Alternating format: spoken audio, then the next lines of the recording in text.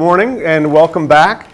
I've passed out to you a map of Italy that I hope you will use during these lectures, because we will be referring to different towns, different cities, and it's always good to have that map on hand. I personally love maps. I always learn something new every time I look at one.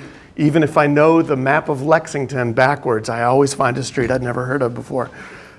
So tuck this in the pocket of your notebook and when we're done for the day, and bring it back tomorrow. Also, you'll note at the beginning of the section called Articles, there's a timeline for Leonardo da Vinci. You might want to periodically refer back to that as we move through today's lecture and also through the next few that we'll have for the next couple of days. Okay? We're all good to go? Well, let's go. So what's genius? How do we define genius? David Peterson yesterday suggested that maybe it's tossing lots of balls up in the air and not letting any of them drop. And I actually think that's a pretty nice way of thinking about it. What I'd like to suggest, though, is that along with brilliance, along with managerial skill, along with some innovation, comes aloofness, comes self-defensiveness, comes a feeling of desperation to a certain degree. Why? Because genius, the way that we think about it, very frequently demands originality. It demands that you defy conventional wisdom. And we as a species don't like that. We don't like it when people say that everything we know is wrong, do we? And as a result, very frequently, people that we consider to be geniuses get attacked from various quarters, sometimes expected, sometimes not expected, with the result being that the genius figure winds up having to build a wall around herself or himself for the sake of self-preservation. And that's what happens with Leonardo da Vinci. Now, Leonardo should not be on our radar.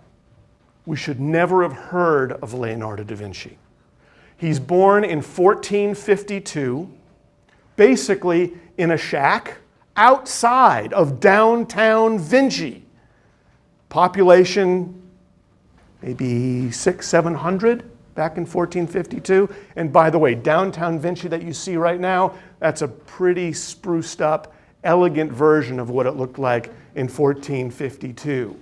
Indeed, Leonardo is born in a farmhouse outside the village of Vinci, surrounded by literally nothing. And he's born to a woman who's probably about 19 years old, if that, unmarried, who had had a brief tryst with an unmarried notary named Piero. A notary known for his ability to read a smattering of Latin, to be able to write down some contracts, and known as a negotiator. Piero, we think, is about 30 years old in 1452 and takes zero interest in this bastard child that he has created with the peasant girl named Caterina.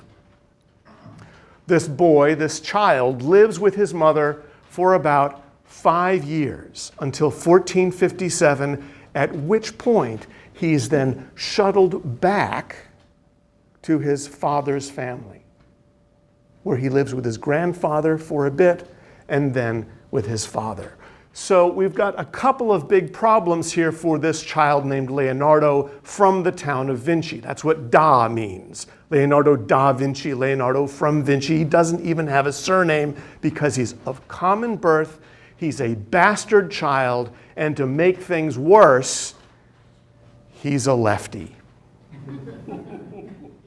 Literally, a left-handed bastard commoner. In Vinci. How many of you have heard of Rafine, Virginia? Okay, Rafine is about 10 miles north of here. Okay, Leonardo comes from the Rafine of Tuscany.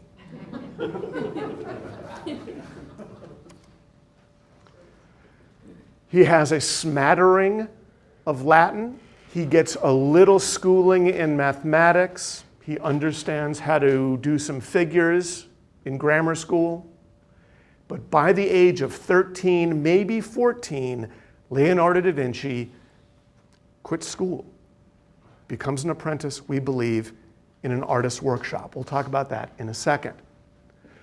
Yesterday, David Peterson spoke about the character of Leon Battista Alberti. Pay close attention tomorrow to when we talk about Alberti's career. Leonardo da Vinci is, about 50 years younger than Alberti. Alberti's born in the early 15th century, Leonardo 1452. But Leonardo will look at Alberti as a role model, as somebody from the outside who makes his way in, as an intellectual who manages to work for some of the great patrons of the day and to become an enormous success story. And David Peterson yesterday dropped a little hint for you that's very important. Because like Leonardo, Alberti was a bastard, which meant it was very difficult for Alberti and Leonardo to expect anything from his father, who naturally would bequeath most, if not all, of his goods to his natural children or to his legitimate children. So Leonardo knows from an early age he's got to make it on his own. There's going to be no help from his family. Sometime between 1465, when he's about 13, and 1469, which I think is a little bit late, when he's 17, Leonardo leaves Rafine and goes to the big city of Washington, D.C., Florence. Florence, Italy, by 1470 or so, is one of the wealthiest, most prosperous, maybe not largest, city in Italy. It has made money hand over fist through the textile industry, and it has been essentially governed for the last 25 years by members of the Medici family, beginning with Cosimo the Elder, his son Piero, and then Piero's sons, Lorenzo and Giuliano de' Medici, of whom we'll speak a little more elaborately later on. Let's move on.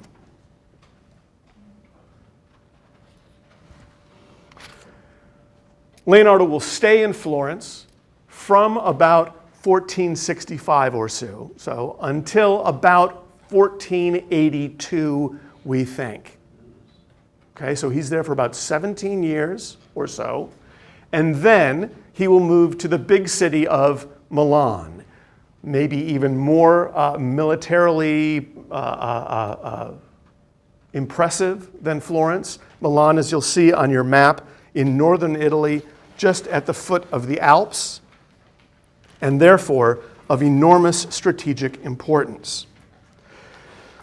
Okay, let's take a step back for just a second. We've got these two cities, Florence and Milan, with the exception of 3 years that Leonardo will spend in Rome and another 3 years that he'll spend in France at the end of his life. Leonardo spends pretty much all of his time moving between these two cities, Florence and Milan. And if you look at your map, that means he's going back and forth across the Po Valley, across Emilia-Romagna and Tuscany. Okay, so he's going through some very fertile and desirable terrain in northern Italy. Now, whereas Florence had been governed by the Medici family and would be until 1494, a date we'll return to a little bit later on, Milan is governed in the late 15th century by the Sforza family. The Sforza family that had taken control of the city after, I won't say a civil war, but after some open conflict in the late 1440s and early 1450s. The Sforza family had managed to hold on to some power in Milan. The problem was that in 1476, the Duke of Milan, a young Sforza man, is assassinated by some of his courtiers in Milan. And he's assassinated because this young Sforza Duke is essentially reviled by pretty much everybody in the city. Again, a power struggle ensues for about 4 years. And at that point, the brother of the assassinated duke, Ludovico Sforza, manages to take control of the city. That's important for you. If you've got a pen, you might want to write down in the margins of your notes that there's a power struggle in Milan in the late 1470s, and that this guy named Ludovico Sforza takes control of the city.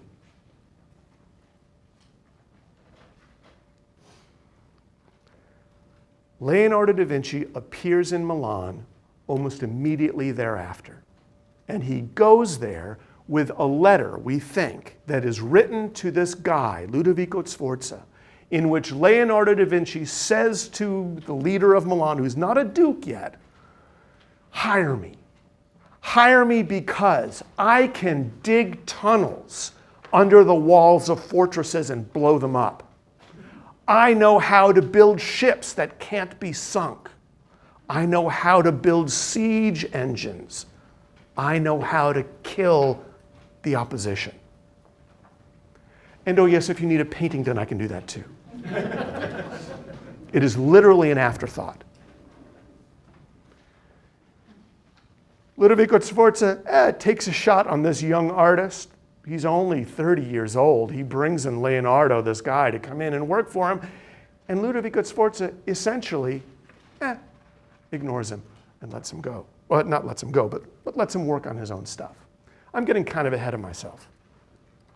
In 1494, another important date for you, Italy becomes a battleground. This is all important background information for you. Italy becomes a battleground. The Pope in 1494 is a guy named Alexander VI. Anybody know the family name? Borgia. Okay, he's the Borgia Pope. And as a Spaniard, he brings with him some baggage. There's great concern among the French that a Spanish pope will be in league with the Spanish monarchy. And in fact, in 1493, before 1494, 1493, Alexander VI writes a document that essentially grants to Spain and Portugal all of the New World. So there's some justifiable concerns that the Pope might have some political aspirations here. And in 1494, the French invade.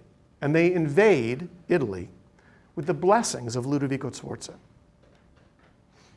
For 2 years, we find French soldiers moving down and then back up to France. There's then a 3-year respite. And then in 1498 and 1499, back come the French, this time to stay. Instead of bypassing Milan, as they had done in 1494, this time the French attack Milan, they oust Ludovico Sforza, and Ludovico's court, including Leonardo da Vinci, is dispersed.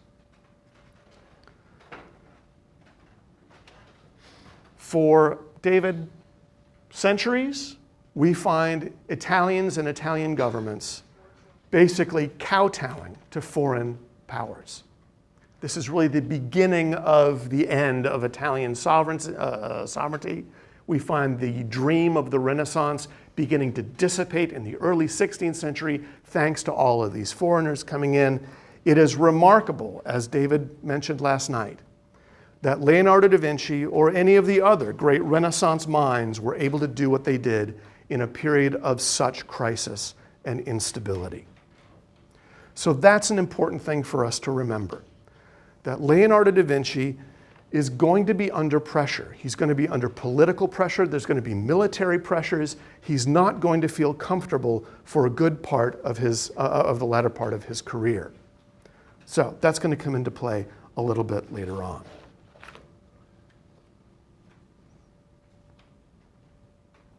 Now, Leonardo.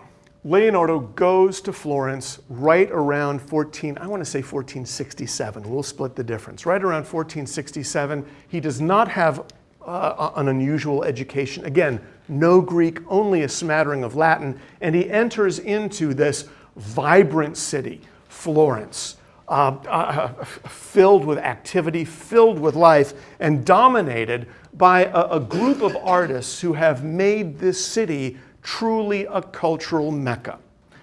Leonardo goes into the workshop not of a painter necessarily, but rather of a sculptor. His name is Andrea del Verrocchio, or Andrew of the True Eye, known by his peers and colleagues and admirers as someone who has the ability to replicate the natural world brilliantly and perfectly. And I show you here two portrait busts that Andrea del Verrocchio and his workshop, we believe, produced for the Medici family in honor of the ascent of the two Medici brothers who took control of the city in 1469, Lorenzo and Giuliano, Lorenzo's brother. David, I'm sure, will speak about this pair a little bit later on when we speak about Alberti, perhaps. Yes? Perhaps. Okay. I don't want to steal your thunder, but I also don't want to be repetitive. Okay. So, Leonardo da Vinci enters into this workshop clearly a sculptor with significant connections to the most important family in town, the Medici.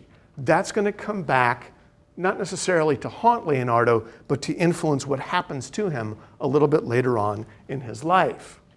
He works in a bottega setting, a workshop setting, and we'll talk about this later on this morning, or this afternoon, where Leonardo learns the art of drawing.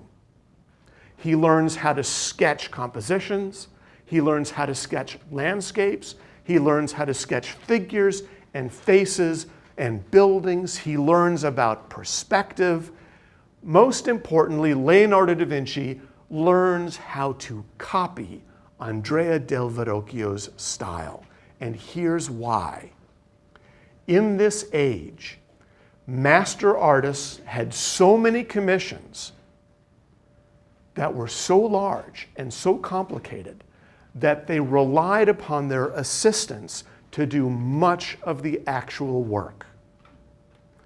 So it behooved the master to train all of his assistants to produce figures and objects exactly the way the master did so that nobody could tell the difference. This will come back into play a little bit later on. Now, Leonardo enters into the company of painters at the age of 20. In 1472, he writes his name in a ledger, establishing himself as an independent artist. And thus, in the 1470s, we have a number of paintings that Leonardo produces, most of them for fairly minor clients, with maybe one exception that we'll talk about later on today. He produces a wonderful Annunciation of the Virgin, perhaps his earliest independent commission, for, we think, a monastery outside of town that has since been destroyed and dismantled. We only really understood this picture or came to know this picture in the middle of the 19th century. So a lot of our understanding of Leonardo da Vinci comes to us well after his death. We'll talk about this picture again a little bit later on. We'll do our interpretive work in the lectures to follow. So Leonardo's working on some larger liturgical pictures for big communities, but he's also working on small paintings for independent private viewers and buyers. And this was not at all uncommon. Master painters would very frequently produce small pictures, put them on the front doorway of their workshops so that people could walk by and see the work that they did. So it was not uncommon for artists like Verrocchio, like Leonardo, to kind of churn out some small pictures in the hopes that somebody would come and buy them off the street. What makes Leonardo a little bit different from other people is the way in which he produces those figures, the way in which he emphasizes a certain kind of physical and psychological intimacy between his characters. For when you look at particularly at Madonna and child images moving right up until Leonardo da Vinci, you will find a certain kind of venerational or reverential quality whereby the Virgin Mary, even though she's holding her child at her side, will almost be adoring this God in her arms. Leonardo da Vinci gets away from that. He's much more interested in the human interaction between a mother and a young mother at that. Remember, in the 15th century, we believe, or people believed the Virgin Mary was about 14 years old when she has Jesus, right? So it's a very young mother with this child, and he tries to show us that interaction between a teenager and an infant, and he does this brilliantly. It's a snapshot of what's to come. Here's another thing for your notes, and it's an important one. Just as Leonardo da Vinci is getting his start, he's only 24 years old. It's 1476. Leonardo da Vinci is enjoying some success. He is partnering now with Andrea del Verrocchio. The two of them are splitting the labor. So Verrocchio is taking all the sculptural commissions that come into the workshop. Leonardo da Vinci, we believe, is handling some of the painterly ones. Verrocchio is trying to corner the market on the arts in Florence in the 1470s. And then in April and again in June of 1476, Leonardo da Vinci is denounced anonymously for having a homosexual relationship with a male prostitute named Jacopo Saltarelli. This is no minor thing. He is thrown in prison for the entire summer of 1476 and has to live those months not knowing whether he'll be able to live or die. For it was possible in the late 15th century for offenders of sodomy to receive capital punishment. And then in September of 1476, for no apparent reason, Leonardo da Vinci is released from prison. There's no explanation. We have no document telling us why. We don't know who did it. The speculation is that the reprieve comes from the Medici family. We remember that Andrea del Verrocchio has these connections to the family. Leonardo, as Verrocchio's partner, must have had those same kind of connections, and we think that perhaps Lorenzo the Magnificent comes to his rescue. And there are two reasons why we think this. When Leonardo da Vinci dies in 1519, his assistants find over 13,000 pages of notes. Okay, 13,000 pages of notes. And on one of them is scribbled a sentence. The Medici made me, and the Medici destroyed me. We'll try and figure out what the latter portion of that sentence means a little bit later on. But many of us believe that the first part of that sentence, the Medici made me, suggests that Lorenzo the Magnificent was there helping Leonardo in these very difficult early years. But I also want to go back to the earliest point I made today. Leonardo da Vinci takes some hits. He gets denounced anonymously. Leonardo makes some enemies. And we believe that he builds up some protective walls around himself to keep that from happening again. The second bit of information or evidence that suggests to us that Leonardo receives some Medicean help is the drawing that I show behind me and in front of you. This is a drawing that Leonardo da Vinci does. It's in fact kind of cold-hearted. On the upper portion of the drawing, we can see Leonardo writing backwards. We'll talk about why in a second. Leonardo writing backwards, describing the colors of the clothes that this character wears. Why is that cold-blooded? Well, this actually happens to be a corpse.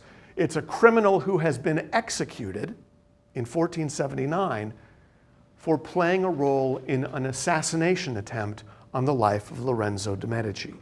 So we think that Leonardo is employed by Lorenzo to do the unenviable task of drawing a dead guy swinging from the gallows in 1479. And we think that the description up above, which tells us the colors of the clothes, indicates that Leonardo wanted somebody else, please, to paint the picture of this damned character on the outside of the prison where he may have been hanging.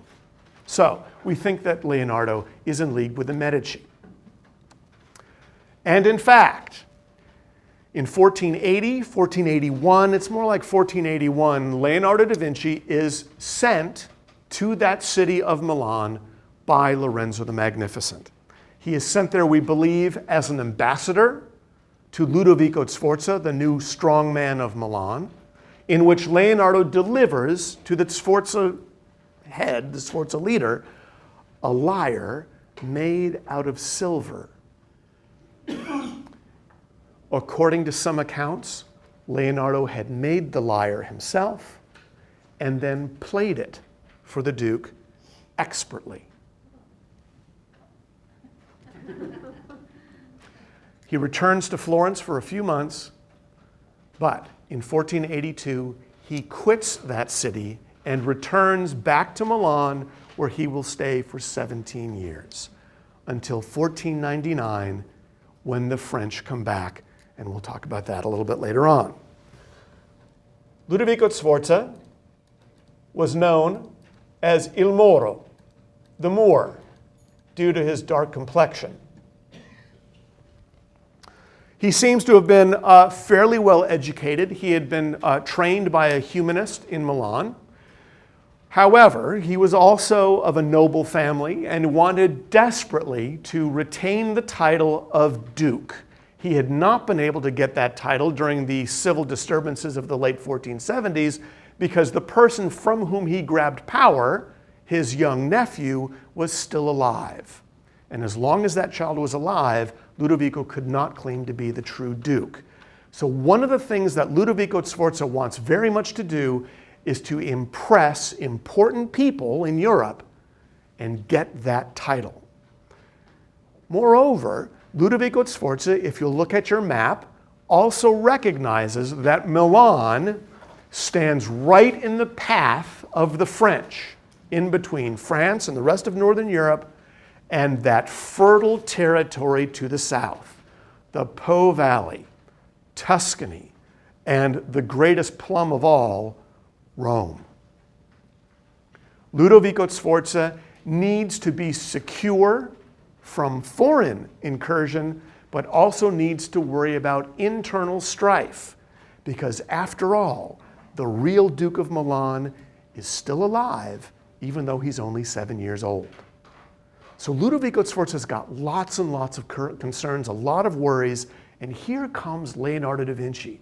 30 years old, he plays the guitar, man, he's cool, he's a good artist, he's got the ability to produce figures, but he comes with him, or brings with him to Milan, these wonderful ideas, spectacular notions about how a city can function, and most importantly, how a duke can protect himself. Leonardo will take about 10 years to fix himself inside that court. The first few years in Milan during the 1480s are in fact packed with real problems. His ideas get dismissed by the Duke. He writes hundreds and hundreds of pages that include spectacular inventions and designs and ideas. I'll show you a couple of these tomorrow. And the Duke essentially looks at him, shrugs his shoulders and says, I want you to go do a stage set for me because we're going to do a play next week. Literally. Leonardo da Vinci does a lot of set designs during his period in Milan. We believe he invents one of the first robots, an automated machine that moves from one side of a stage to the other behind the set so that nobody can see props being moved back and forth from one side of the stage to the other. He designs big theatrical productions for the Duke, fireworks and costumes. He's a courtier. Leonardo da Vinci is a courtier for Ludovico Sforza, and Ludovico, we're not really sure, appreciates him very much. Why? Well, Ludovico fails to pay Leonardo's salary a number of times. And we have letters from Leonardo saying to the Duke of Milan, oh, come on, give me some money. And second, Leonardo da Vinci petitions Ludovico Sforza to allow him, Leonardo, to produce a massive bronze monument for Ludovico. It's called today the Colossus, 24 feet high. I'm 6 feet. It's me times 4. A horse made out of bronze in one cast. And Ludovico Sforza says, no, we're going to get somebody better than you. Ultimately, he'll say yes. But in the 1480s, Leonardo just hasn't established himself very much. We think the way that Leonardo gets into Ludovico's good graces is by painting pictures of other courtiers surrounding Ludovico. Never will Leonardo paint Ludovico's portrait, never. But he'll paint a musician, he'll paint a couple of mistresses of Ludovico. He gets himself into Ludovico's good graces by being the consummate courtier, by providing for Ludovico elements, examples, not of Leonardo's expertise, but of Ludovico's culture, his standing as a patron, to be able to surround himself with people like Leonardo. Now, the painting on your left, the lady with an ermine, is one of the earliest pictures that Leonardo produces that gets recognized by his contemporaries.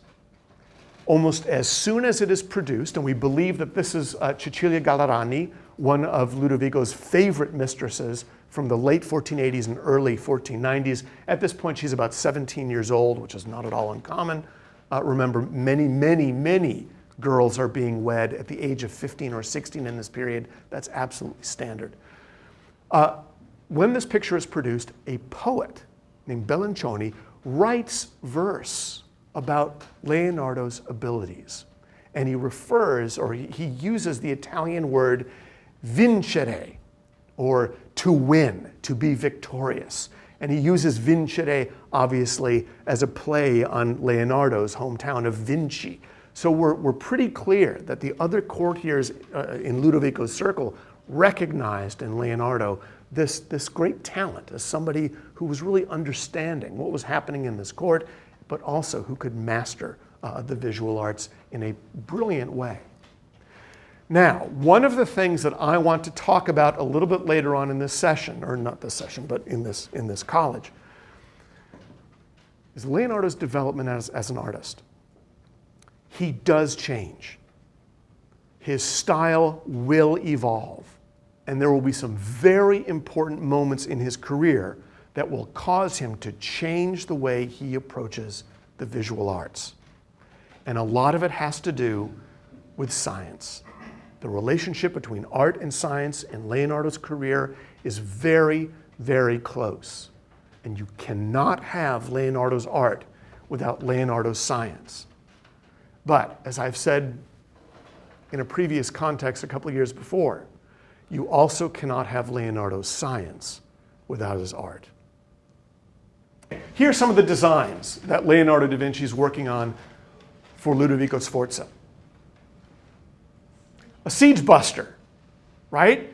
It's basically a ladder on wheels with a drawbridge up above. So you've got soldiers who are going to push this cart, up to the walls of a castle. Then they'll drop it down. They can run up that ladder under the cover, right, that you see there, and then cross over the moat onto the castle wall. Great idea, I think. On the right, some of the grisliest war machines you're going to find in the 15th century. Up above, that, folks, is a human scythe. So you've got the horse and rider in between these two wheels. As the wheels turn, so too does that scythe that rotates in the front, cutting down opposing soldiers at the knees. There's another drawing that Leonardo does that I won't show you here that actually shows the corpses sort of floundering, flapping around underneath these big blades. He's really thinking about, how to literally cut people off at the knees. And remember, in this period, and I would, you military folk out there might confirm this, In this period, it's actually more difficult for an opposing army to have wounded than it is to have dead. I got to care for them, and it takes a lot to get wounded off the field. So Leonardo's thinking about, okay, let's cut them off at the knees, so the opposing army is going to have to deal with all these wounded. Very interesting. Now down below, ready?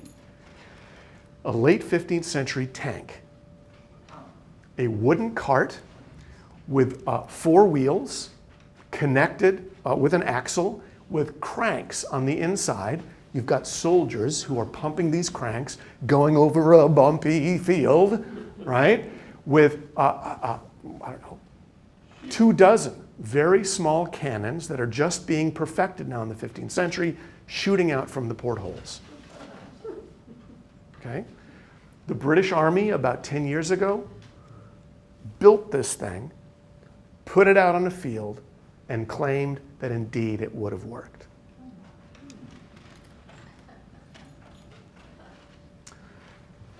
He writes up plans for submarines, a diving suit. You'll see his plans for helicopters and airplanes. Yeah, if only he had a combustion engine. There you go. 1499 is a big year for us. In 1499, French soldiers successfully attack Milan. They occupy that city. Ludovico Sforza is expelled. His court is dispersed, and Leonardo himself has to flee the city. In 1500, Leonardo goes to the city of Mantua, which, by the way, is absolutely lovely. For those of you who've never been, you should go. He goes to Mantua and there immediately comes into contact with a woman named Isabella d'Este, one of the great early collectors of art in Western history. She was known as having a spectacular eye. She was demanding, insistent. Other people didn't necessarily like being around her. And in fact, Leonardo da Vinci produces this very lifelike drawing of her, and indeed has the parchment pricked for transfer. That means that he pokes little holes all along the contours so that you can pounce chalk dust on it. The dust then will fall into those holes and onto the surface underneath so that another artist can come along and paint the portrait. But after only 2 months, maybe even only 6 weeks, Leonardo da Vinci leaves Mantua. He can't stand her.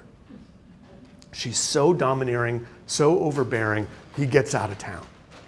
He goes to Venice, where he advises the Venetian government on how to defend themselves against the Turks. He invents, we think, a diving suit, again tested by the British Army. Would have worked had they actually done it. You could have been able to walk along the floor of the lagoon around Venice and attach bombs to the bottom of ships. Yeah, I mean, he's a clever boy. But by 1500, Leonardo da Vinci is back in Florence. We'll talk about that Florentine period in just a second.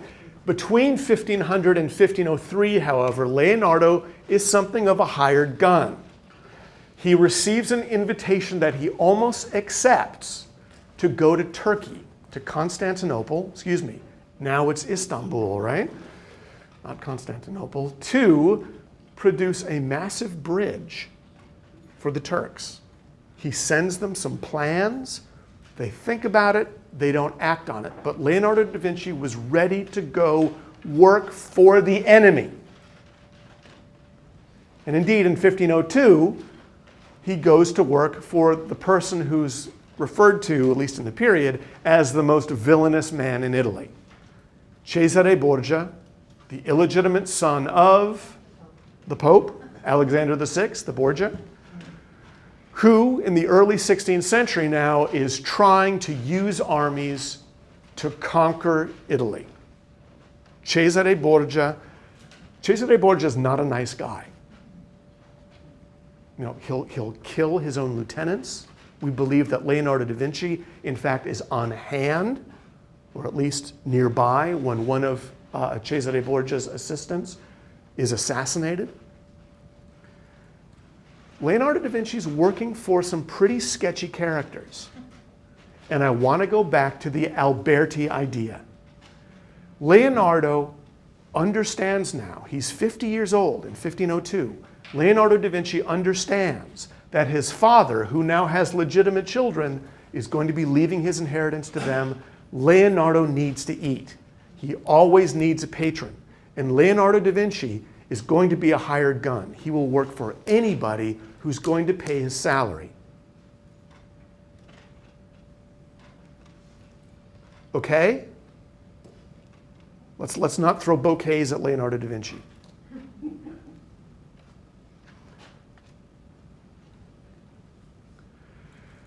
He tires of Cesare Borgia pretty quickly. He wants to get out of this court. He believes that Cesare is dangerous for a variety of reasons. He goes back to Florence, but now he seems to enjoy some acceptance and some popularity. There's a new government in town that's only about 10 years old. It's a Republican government that had replaced now the Medici family, ousted in 1494 by that first French invasion. Leonardo da Vinci gets employed to produce an extremely important mural, a great big painting for the Florentine governmental palace, the Palazzo Vecchio. But Leonardo, ever the experimenter, screws it up. Instead of using true fresco technique, which requires egg-based paint on wet plaster, Leonardo da Vinci goes back to an ancient Greek formula called encaustic, in which melted wax is colored and then painted on a wall. Sounds like an interesting idea. The problem is that Leonardo does this in the month of July. The days that he paints are swelteringly hot, followed by massive rainstorms. The encaustic paint drips down the wall. He can't get it to work. All that remains are drawings and underdrawings. Other artists will admire it late in the 16th century. Rubens comes in the early 17th. They'll do copies and sketches of what they think Leonardo had in mind, but it's a total disaster. Leonardo doesn't seem to care very much because he's got these other commissions going on. And indeed, we think between 1503 and 1506, Leonardo da Vinci is approached by a minor figure, a guy named Giocondo, to produce a painting of his wife, Elisabetta, or Lisa. And Leonardo, I think to our surprise, accepts this commission. I mean, this is a guy who had made a name for himself in Milan, now in Florence, taking on this commission to produce a portrait of a nobody. Did he need the money? Leonardo da Vinci in 1500, when he goes to Florence, remember, has had to escape from Milan. So what he does, brilliantly, he puts lots of money in a bank account and then begins to withdraw it in chunks in 1500 and 1501. That tells us that in that period, he's not making any money on commissions. He has to dip into his savings. But by this time, he no longer has to do it. Leonardo da Vinci is getting money from the Republic of Florence to do this commission. He's appointed to a number of other different committees, one of which, you'll like this. In 1504, Leonardo is placed on the committee to decide what to do with a large marble sculpture of a nude guy called the David. So Leonardo decides, oh, you know what, we can't put it on the cathedral, let's put it in front of the Palazzo Vecchio. So he's one of the guys responsible for it going there. So to answer your question, yeah, Leonardo da Vinci, he's okay. He's making some money. He's making some money. There are going to be some problems. We'll analyze this picture a little bit later on, but please do know that in 1517, an Italian cardinal and his secretary will visit Leonardo da Vinci in his studio in France. they will write a brief description of the 4 paintings that Leonardo shows them in France. One of them is this, and the secretary calls it a painting for the Medici family. We'll talk about that a little bit later on. For me, one of Leonardo's most important innovations, and one of the things that takes him from being clever or smart or a brilliant painter to the level of genius, is this eclectic perfection. He understands how to do so many different things so well with such great originality that he transcends all previous knowledge. For me, his most courageous, daring, and important innovation comes in the form of his explorations into anatomical study. In the late 1480s, with Ludovico Sforza essentially ignoring him, Leonardo goes and grabs some cadavers, grabs perhaps some corpses from the battlefield, and begins to do his anatomical explorations. We're not sure if they're actually dissections just yet. But now he starts to think about not what the skin looks like on top of a skull, but what the skull looks like underneath the skin. These experiments begin to shape the way Leonardo thinks not only about painting, but about who we are, where we are, and what we're doing. Because Leonardo in many ways is the anti-Renaissance man. Ooh, okay, that's controversial. The anti-Renaissance man, and here's why. If we think about the Renaissance as a period in which lots and lots of people are trying to go back to antiquity and think about what the ancients had said and then revive ancient thought, Leonardo da Vinci is saying, no, don't go back to the ancients. Those guys didn't know what they were talking about. Who cares if you or I can't read Greek? Latin's not going to help you. Don't spout knowledge from the 3rd century BC. Who cares? Leonardo would say. Do your own thing. Do your own experiments. He's got a scientific mind.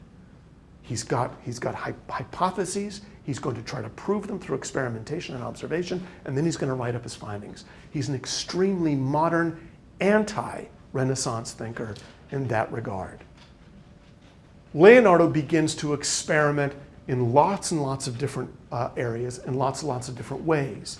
He winds up writing a magnificent treatise on painting that serves as a debate with no less a figure than Michelangelo, his contemporary, in which Leonardo is saying to Michelangelo, "You sculptor, you're covered in chalk dust. You got to have big, bulky muscles. You're about as smart as a bag of hammers." You know, painting is an elegant art form. That's where we can wear our fancy dresses with our long sleeves, and we can paint, you know, listening to fine music rather than listening to hammers and chisels hammering away all night long. The long sleeves. Okay, Leonardo da Vinci is a lefty. And this is important for us for a couple of different reasons. Number one, and I think you're going to see this in one of our films, whenever you're looking at a picture that you think might be by Leonardo da Vinci, you want to check the brush strokes, the way that the brush moves across the surface. Because if it's going, if you want a diagonal from lower left to upper right, that's a righty. You want somebody going the other direction. So that's one thing that you want to be keeping in mind. The other thing is this. If you're a left-hander and you're writing notes, you're going from left to right. And if you're using a quill pen with wet ink, what's going to happen as you write? It's going to smear all over the page. So Leonardo da Vinci, you know, thinking about fashion now, is writing from right to left, backwards, so that his sleeves aren't going to spill across the page and smear all the ink. Okay? He's not being secretive. Any idiot would be able to immediately recognize that the script is backwards. And indeed, in the late 15th century, they had these wonderful things called hold it up to the mirror and you can read it. Okay, so he's not being secretive. He's just, doing it to protect his clothes. There's also another little twist. One of the smartest people I ever knew was a 7th grade science teacher who was a lefty named Mrs. Hollis. Mrs. Hollis, if you're watching, she used to write backwards on the blackboard. And we used to ask her why. And she said, it's because I'm bored.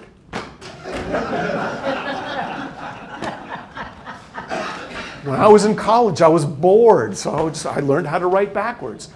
You know what? Yeah, that sounds like Leonardo completely. Leonardo, I'm just going to write backwards. Because writing the regular way is boring and dull. That's totally Leonardo. Okay, here are a couple of his innovations in the form of painting. On your left, the St. Anne Madonna. Again, we don't know anything about its production. We have no patron who's named. We have no intended site for installation. It's Leonardo da Vinci, probably near the end of his career, producing this picture for himself. That's because Leonardo's in Florence up until about 1507, and then goes back to Milan after a period of back and forth. He's called back to Milan for a legal reason that we'll go into a little bit later on. He stays up in Milan until 1512, doing some work that's actually kind of a mystery. We're not really sure what he's doing up there, save for the fact that he's got the French who are very much interested in hiring him out. He comes back to Florence in 1513 after an uprising in Milan shoos him away. And while he's in Florence in 1513, he comes into contact with a guy named Giuliano de' Medici, who had been the leader of forces that had overthrown the Florentine Republic the year before in 1512. The two of them establish a quick rapport. Giuliano de' Medici invites Leonardo to join his court so that Giuliano can become Leonardo's patron. And Leonardo, now having been expelled from Rome in 1512, is really eager to have somebody pay his wages. Now you'd think that Giuliano de' Medici, being a Medici in charge of Medici forces in Florence, would have Leonardo settle back in Florence. But this really interesting thing happened in 1513. I just want to make sure that I've got the slide so I don't spoil my thunder. Yeah, there we go. In 1513, just before Leonardo had met Giuliano de' Medici, Giuliano's brother, Giovanni, had been named the Pope, Leo X. And thus Giuliano de' Medici, in December of 1513, sets up Leonardo da Vinci at his court, not in Florence, but down in Rome. And for about 2.5 years, Leonardo da Vinci will be in the Vatican, foolishly extending his anatomical studies. There are spies afoot, one of them a German, who goes back and reports to the Pope that Leonardo is diabolically pulling apart bodies. He is forced to stop and has to move on to other themes, other subjects. Perhaps the St. Anne Madonna that we just looked at. Okay, the St. Anne Madonna, we'll analyze it a little bit later on, brings us into a new, I want to say a new age of venerational pictures. Because now we have not only that very intimate interaction between mother and child, but we also have some symbolic elements that are being brought into the composition to layer onto it a certain other quality, giving this picture multiple layers that can be read. We'll talk about it a little bit later on. For me, though, the most interesting thing that we don't know about Leonardo, the biggest mystery of Leonardo's painterly career, I should say, revolves around the painting on the right. It's actually a copy of the lost original, also recorded by that secretary and the cardinal on their visit to Leonardo's studio in 1517 of Leda and the Swan. Obviously, a picture from pagan mythology, in which Leonardo shows us a beautiful nude woman, which in and of itself was extremely rare in the period. I can only think of about 4 or 5 other such pictures of this quality and of this size. Moreover, this is an image that doesn't merely show us Leonardo's technical ability to show the human figure in its proper proportions. It also carries with it a quality of eroticism. For alongside Leda appears the swan, Zeus, and next to Leda on the other side, the children that come from their union. Leonardo da Vinci, it turns out, is going to have quite an impact on erotic art in the 16th century, which itself is going to become one of the most important genres of that age. Leonardo is going to help jumpstart that interest with this Leda picture. Meanwhile, back at the ranch, Leonardo da Vinci's working in Rome, perhaps working on that St. Anne Madonna, perhaps working on another picture or two, but really, he's cooling his heels. We think he's trying to stay under the radar. He realizes that the Vatican is probably not the best place for him to be doing some of his more advanced thinking. And so when Giuliano de' Medici, at the age of about 38, dies suddenly in 1516, Leonardo must have been rather ambivalent. What's interesting is that nobody picks him up. Giuliano dies in the winter of 1516, and Leonardo receives no offers from anybody else in Rome to join their court. Rather, Giuliano's widow of French origin contacts her, cousin, I think, up in France, the king, and alerts Francois I that Leonardo da Vinci is available if the king wants him. And Francois says, oh yeah. And within a few weeks, Leonardo da Vinci has packed his bags and gone with his 2 favorite assistants up to France, where he goes to downtown Amboise, a tiny little city, not even a city, a town, with a great big chateau next to it. And there, for the last 3 years of his life, Leonardo da Vinci will essentially live out his retirement. And Francois I was absolutely fine with that. By now, Leonardo da Vinci is in his mid-60s. He suffers a stroke, we believe, in 1517, for Antonio de Beatis describes Leonardo's palsied left hand, that Leonardo can no longer work. We know that Leonardo is helping with some costume designs, some staging for plays. There's a big wedding at Amboise that Leonardo da Vinci helps design, but really his painting days are over. In late April of 1519, Leonardo makes out his will, in which he bequeaths to his common-born assistant, Salai, a mill and 4 paintings, with the expectation that this common-born assistant, with no money of his own, will sell it all. The assistant, named Salai, can't bring himself to do it and never parts with either the mill or those paintings. Oh, he's also murdered 6 years later. But anyway, that's another story. The 13,000 pages of notes are left to Leonardo's noble-born assistant named Francesco Melzi, who now will go through the process of winnowing out the scraps of paper that he thinks don't matter from those that do. And literally half of that 13,000 page stack is pitched. The other 6,500 pages or so are kept closely to Melzi. Many of them are controversial drawings. You'll see some of the anatomical studies that would have gotten both Leonardo and Melzi in lots of trouble with the authority. And then over the centuries, they are parceled out and sold off to independent buyers, only to be recollected in the 17th century and placed into manuscripts where they can now be seen in a variety of different collections. One of the enigmas of Leonardo has to do with what happens in the latter portion of his career.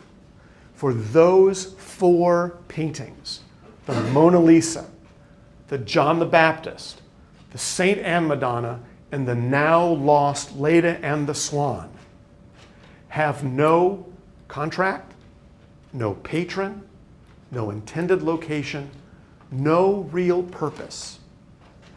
It has been said that Leonardo considered these things to be his children because he had none of his own.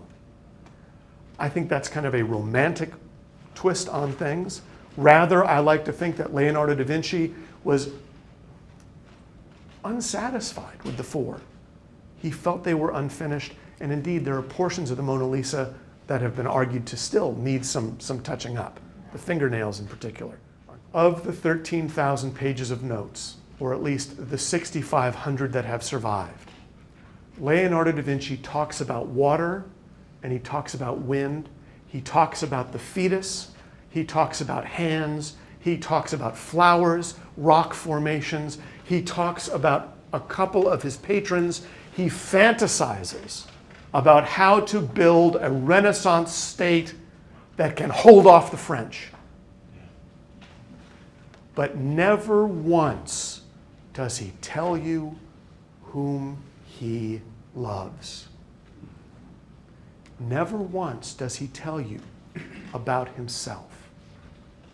Never once does he give us any insight into what makes him tick emotionally. Is that the nature of genius? Questions?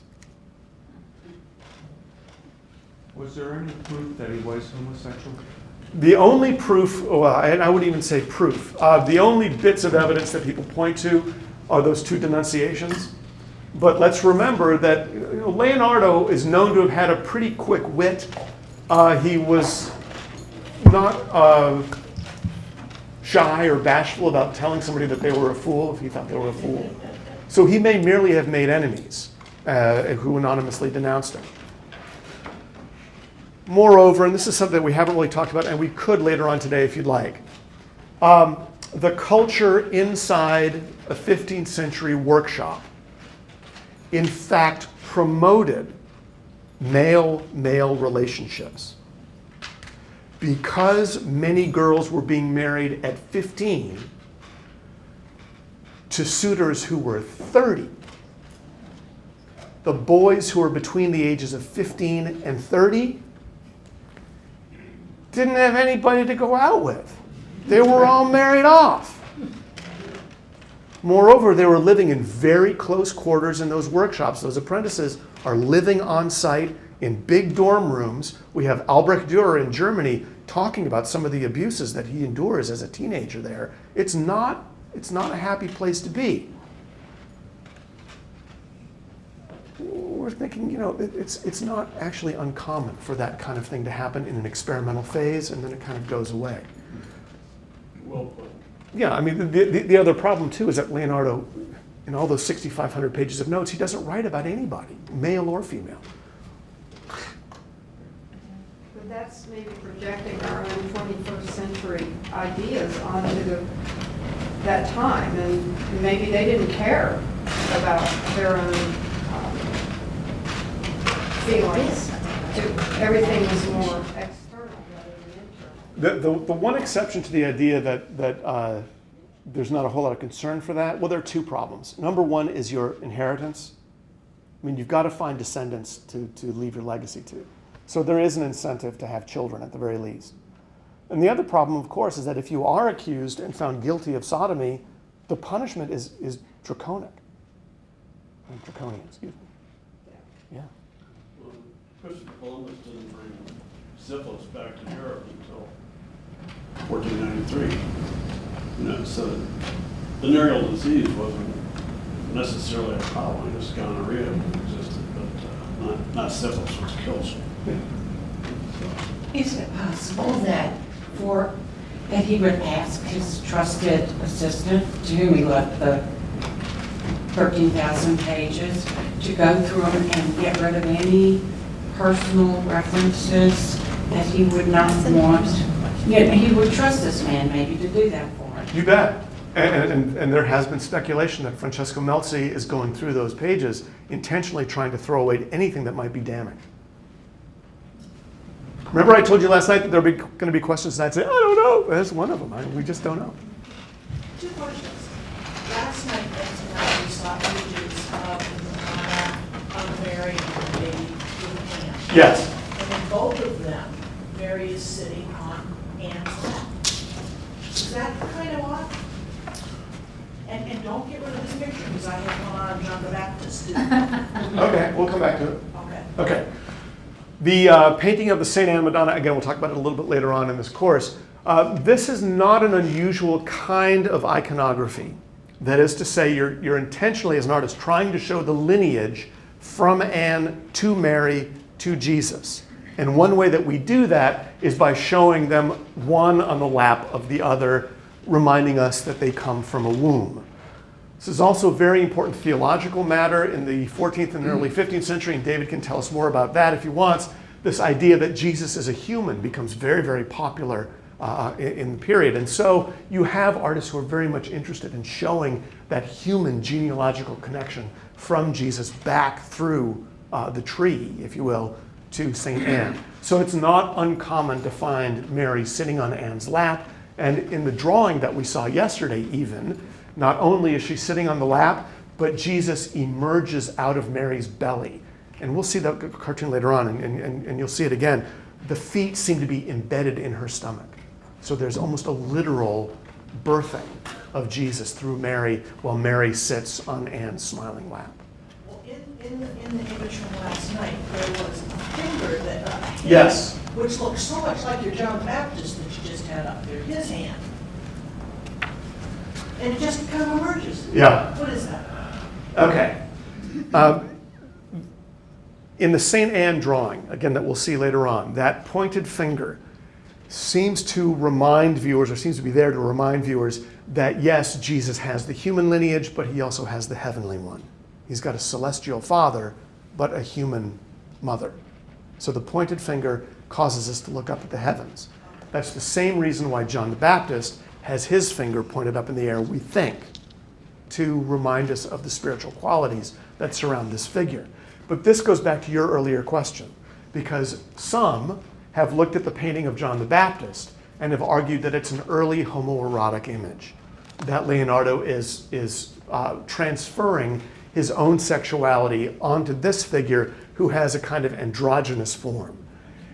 Layered onto this, and I have not included this in my slide lectures, although I could if there is popular demand, one of his assistants did a drawing of this painting, and it's an absolute dead ringer. I mean, it is exact, with one addition, and that is a prominent and very elaborately drawn erect penis underneath the figure's garment. And that has caused a lot of people to think, oh, this is, there's a culture of homosexuality in Leonardo's workshop. Maybe it's graffiti. I don't know. Really? Maybe it's a good joke. It might be a really good joke. Sir? If someone like Leonardo came along today, with what you see from him, would you care to speculate on whether he drifted the art side or drifted the engineering side? Wow. I actually have thought about what Leonardo would say today, but I haven't thought about it in those terms. I think he probably would gravitate toward the sciences, because that's really where his mind ultimately wanders. But he's in love with painting. His whole life he's in love with painting. He doesn't let go of it. He writes that big treatise near the end of his life. He thinks of himself as a painter. But I think his mindset is much more scientifically oriented, particularly in the last 15 years of his life.